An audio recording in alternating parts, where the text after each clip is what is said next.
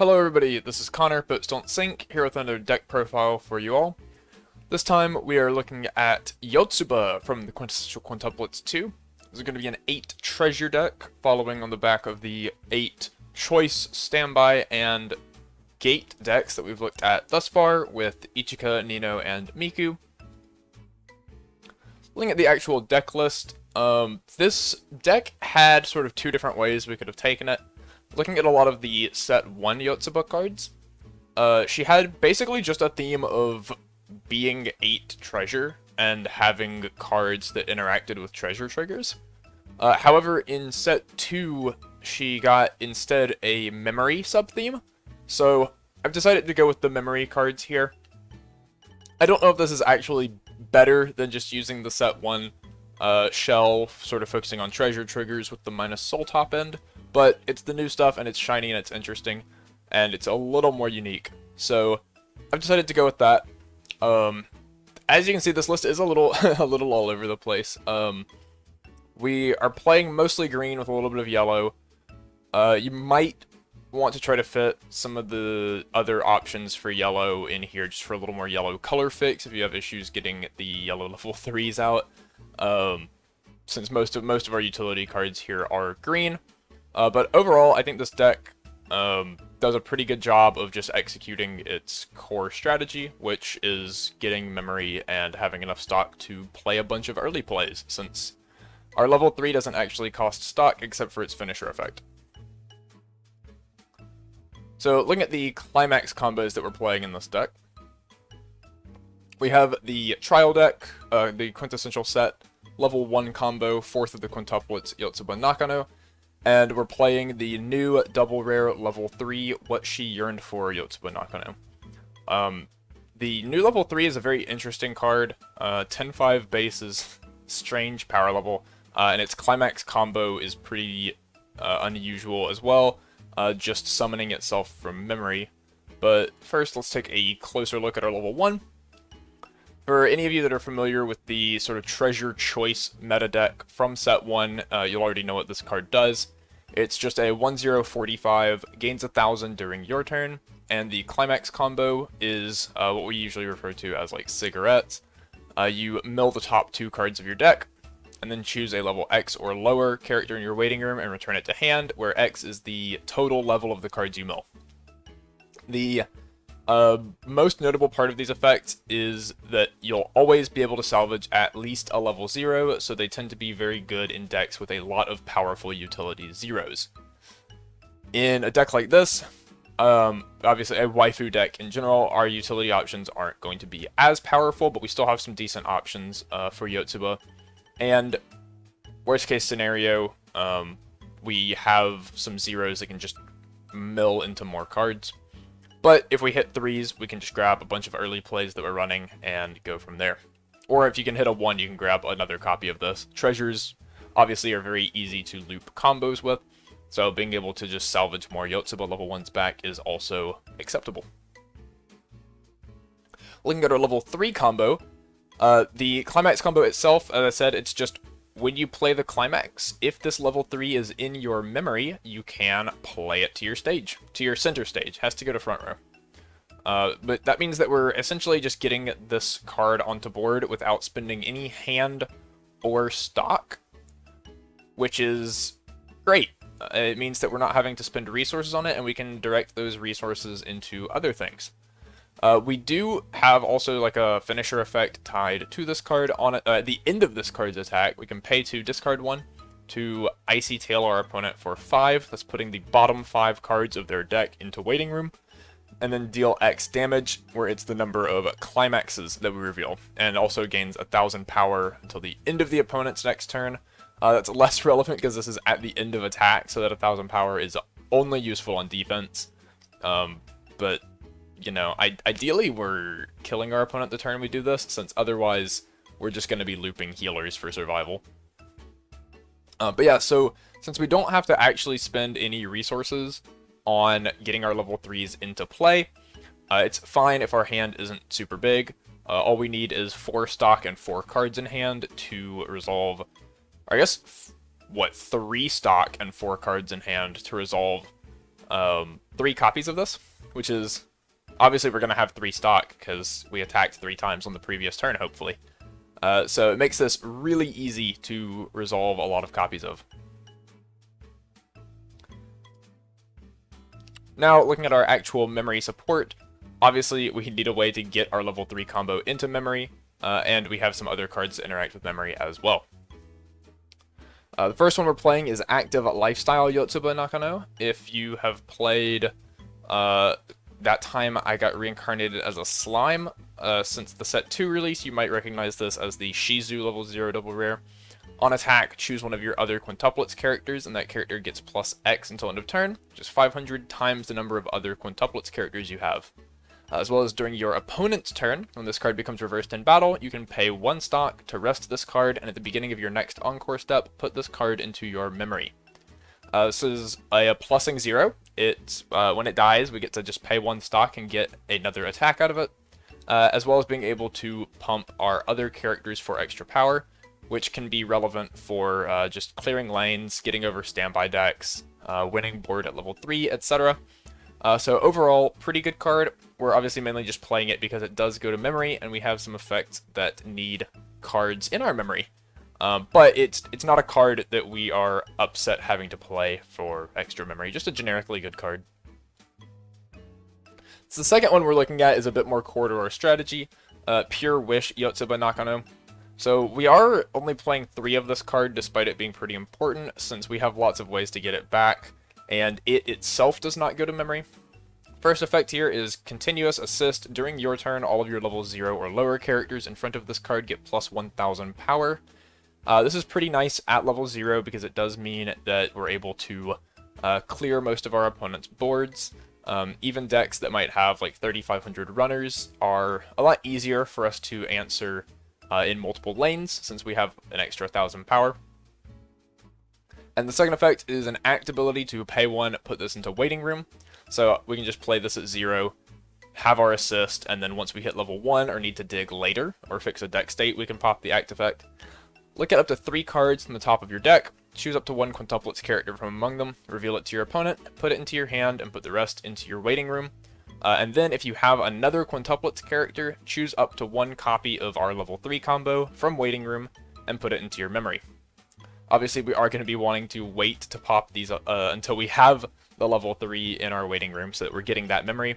But this is our way to get our combo in memory so that we can summon it out for free when we play our Climax.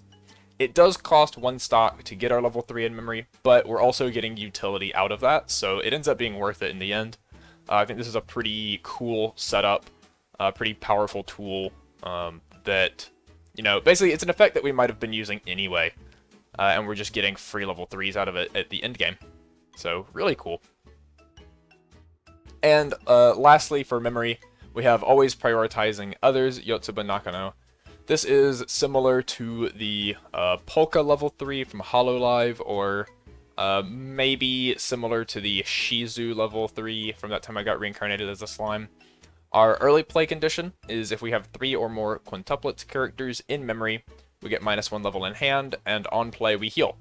It's a pretty simple card. It doesn't gain like Encore or extra power like the other 2, but it has probably, maybe not the easiest condition out of the 3. Shizu's condition is pretty easy. But it has a very easy condition. It's always live once we get there, and it heals on play. So since we don't need as much stock for our level 3 itself, we can actually just, you know, focus on looping this at level 2 and healing as much as possible with our memory compression and dragging out the game that way.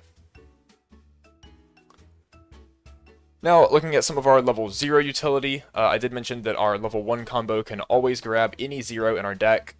So we do have some 0s that are going to be really good with that. One of which we've already looked at, the back row assist, which can, you know, check top 3 add a card. Pretty good to just always grab off the level 1 combo if there's nothing better that you need specifically.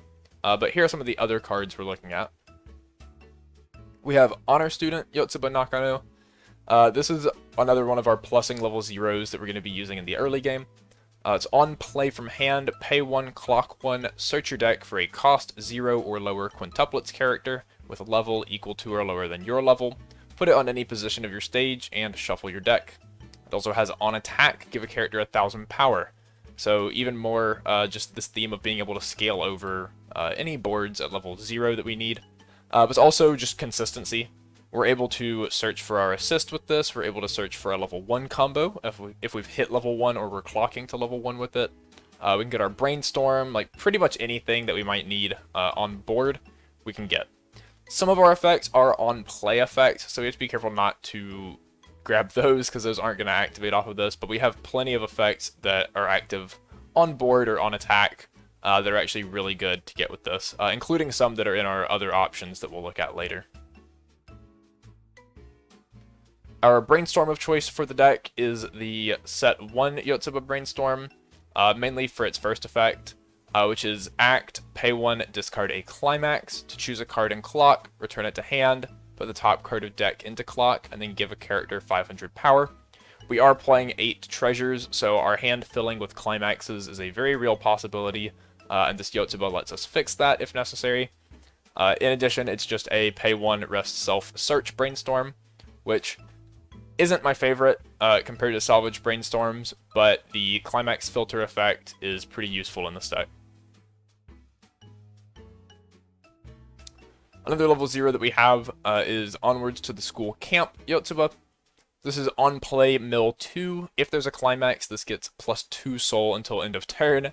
Not an effect that we're particularly excited about, but you know, sometimes playing this at level 0 and sticking a 3 or 4 is just good enough. We're mainly playing this for the second effect. On play, you can discard a climax to choose a Quintuplets character in waiting room and return it to hand.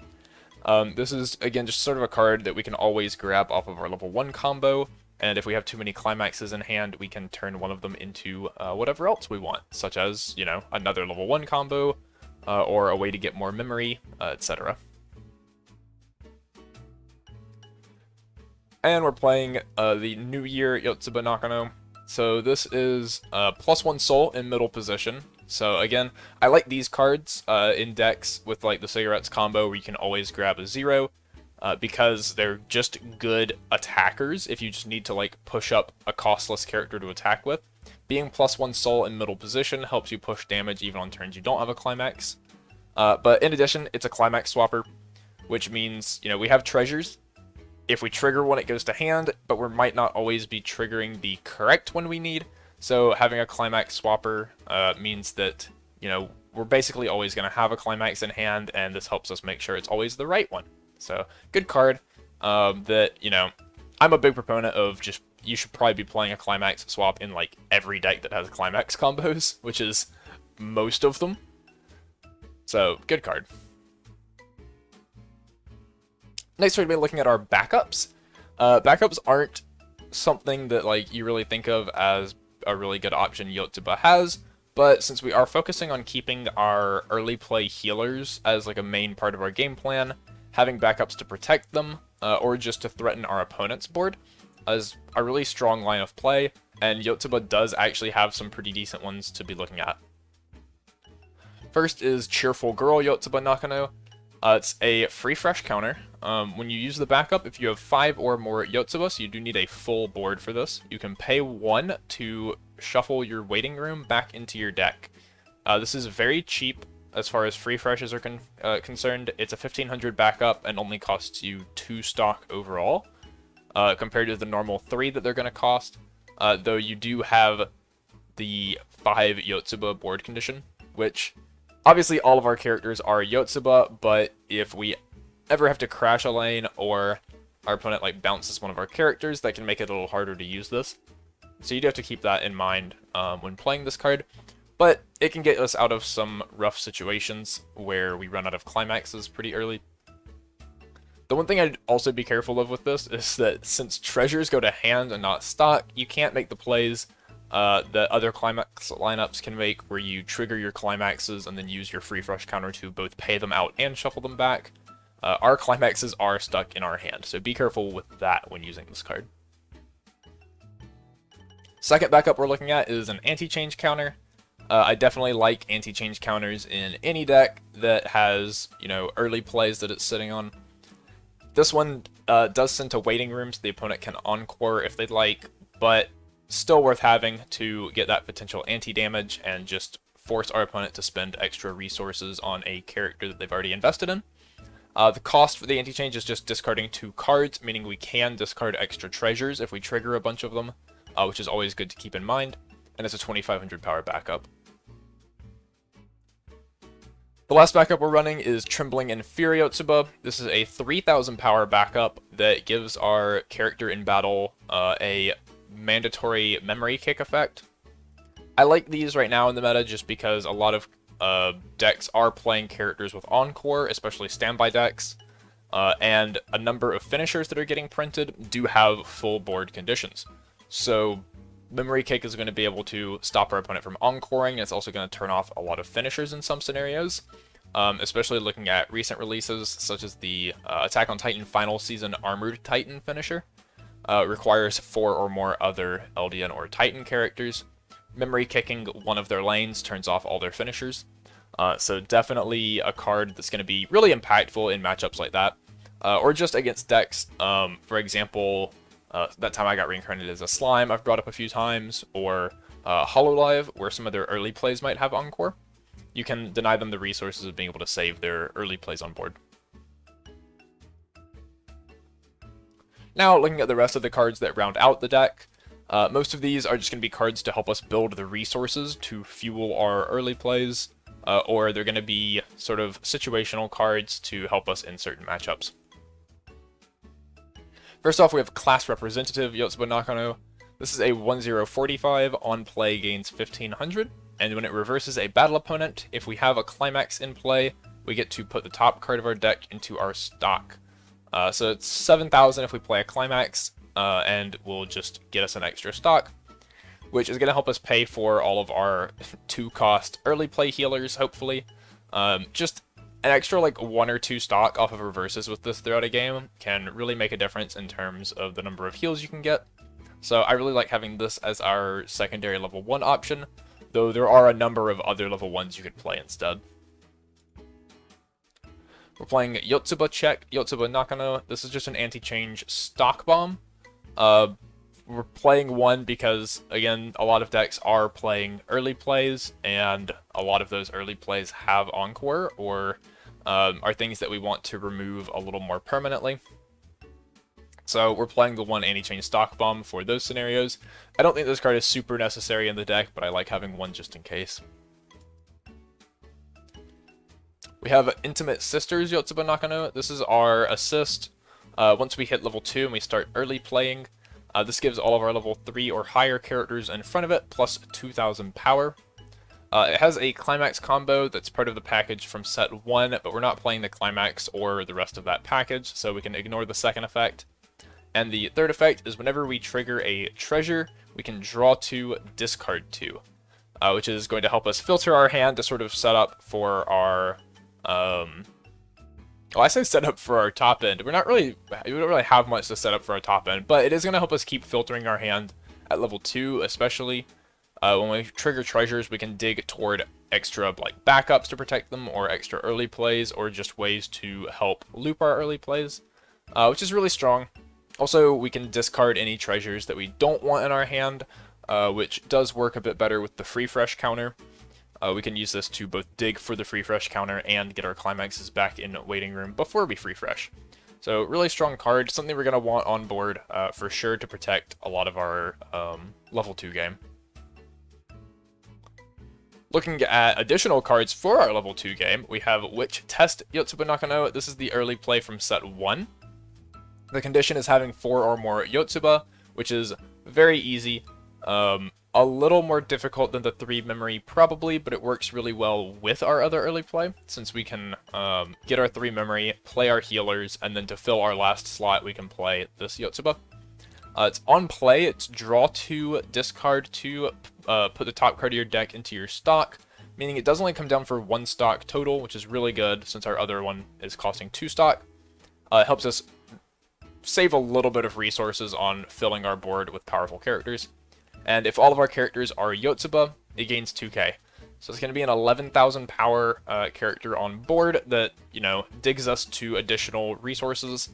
and only costs 1 stock to play, so really good just to clog up a board, hold up anti-change counter, things like that. The last level 3 that we're playing is in a Jersey Yotsuba Nakano. We're mainly just playing this for the first effect. On play, draw 1, discard 1, and return one of our opponent's characters to their hand. Decks that have like anti-damage, rest counters, things like that are problematic for us because our finisher isn't super strong. So this just allows us to sort of open up lanes where we're a little safer to attack. The second effect is beginning of opponent's attack phase. We can discard a Climax to exchange this card and one of our other Quintuplets characters as stand, and the other character gains 1000 power until end of turn. We're not really using this very often. Most of the time that we're playing this card down is going to be on the turn that we're sort of going for the kill or something like that. So I've never found much use in that second effect, but the bounce is protection for our finisher mainly. And the last card we're playing in the deck is an event card called Flash Cards. It's a 1/0. You have to have 4 or more Yotsuba to get its effect. You just salvage any Yotsuba from your waiting room to your hand. Really strong event effect. Getting 4 characters on board makes it a little awkward because we can't use this to really grab the characters that we want to set up our board with. But if we already have a board we can set up for the next turn, or just set up our final slot on stage. In addition, if you have a full board already, you can use this to grab free fresh counter or anti-change counter, anything like that. Or just to grab the level 0 assist to get an additional level 3 into your memory, since we are going to need to be doing that throughout the game. Ideally, we're going into level 3 with all 3 copies of our Yotsuba in memory, ready to go for our finisher turn. Now, looking at some of the other options for the deck, this deck actually does have a lot of other options that we can be playing for various scenarios, various metas that you might be in. First up, we have in a Yukata Yotsuba Nakano.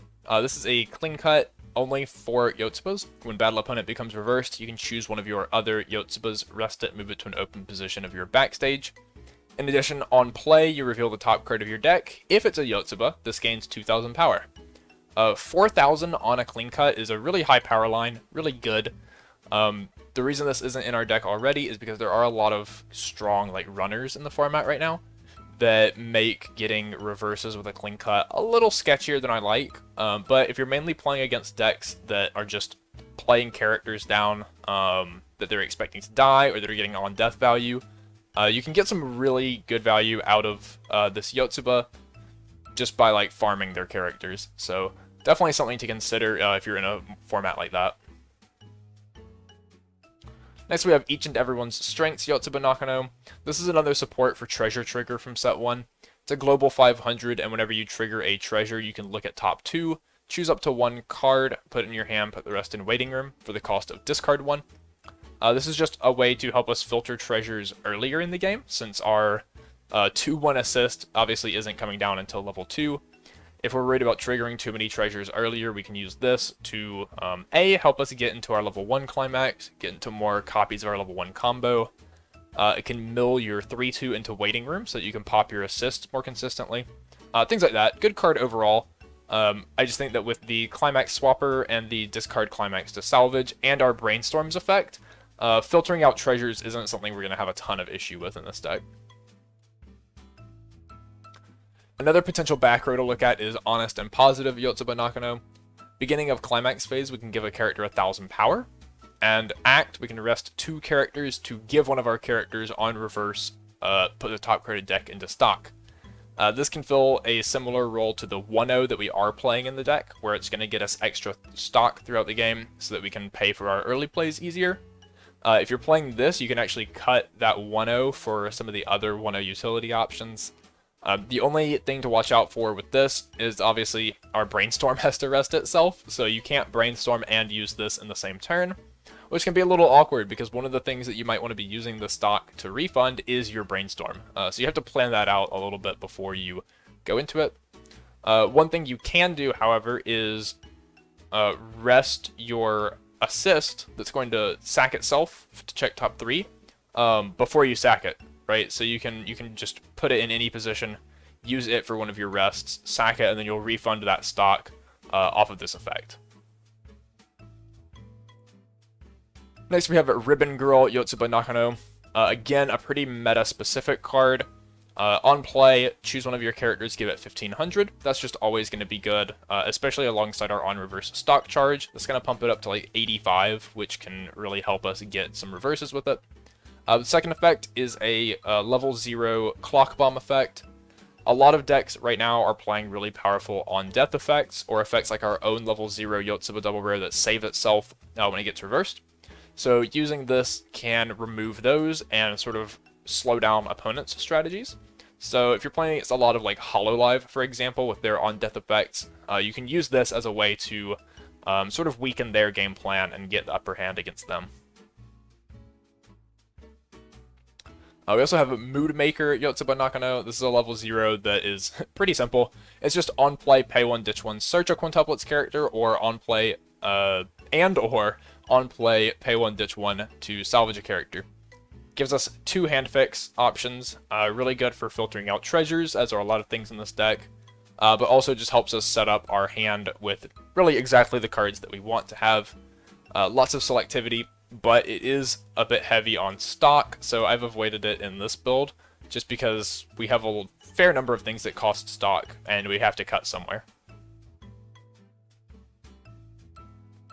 Sparkling Smile Yotsuba Nakano. This is a level 1 that saw a lot of play in the set 1 decks. It's still a very good card, but since we don't really need reverses other than our stock charger, and we don't have a lot of need really to like loop our level 1 combo throughout the game, and it's gotten easier to loop the level 1 combo with the set 2 support. I don't think that being able to save it with this is as important. We're also not really worried about as many on-reverse combos in the meta right now. It's during your turn gains 2k if you have 2 or more other Quintuplets characters, so it is attacking for 65 before any other boosts, so pretty high power line. And when your other Quintuplets character is frontal attacked, you can pay 1, send this to waiting room to return that character to your hand. So it dodges reverses and saves your character, letting you reuse it. There are some cards that this is really good with, but really we're looking to hit level 2 and just sort of clog up the board with early plays, whereas the set 1 decks that use this card were often trying to continue using their level 1 combo throughout level 2, rather than early playing, because they were trying to conserve resources for level 3. So I don't think this card is as important, but especially with AOT getting final season, if on-reverse combos start to pop up again, maybe this is worth playing to dodge those. Scene in the Morning Yotsuba Nakano is a wall of text. It gains 1500 power if all of your characters are Yotsubas, and it gains the following ability. When it goes to waiting room from stage, you can reveal up to 3 from the top of your deck. If you reveal 1 or more, add a Yotsuba from among them to your hand, put the rest in waiting room, and then discard 1.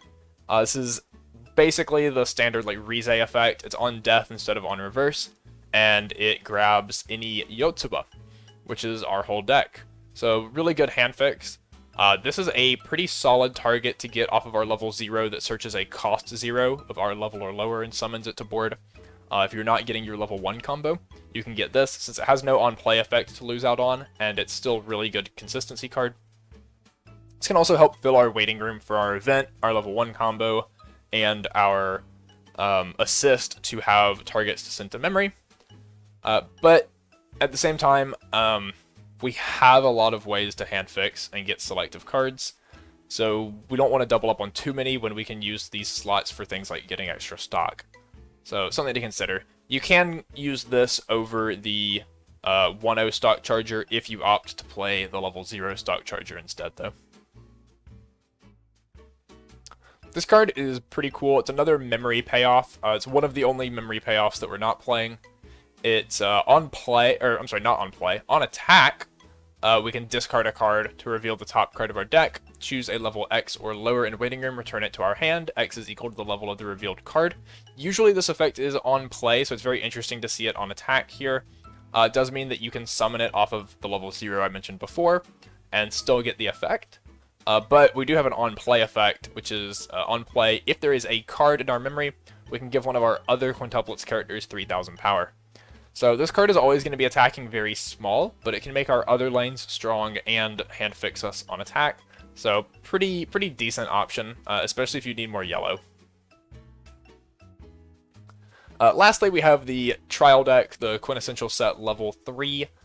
This is just during your turn, gains 2,000 power, and during the turn that this is placed on stage from your hand, when it reverses battle opponent, you can pay 1 to send that character to your opponent's clock. Just a nice little off-climax finisher. It's decent to have an option that isn't reliant on our opponent's deck state to get a little bit of finishing power.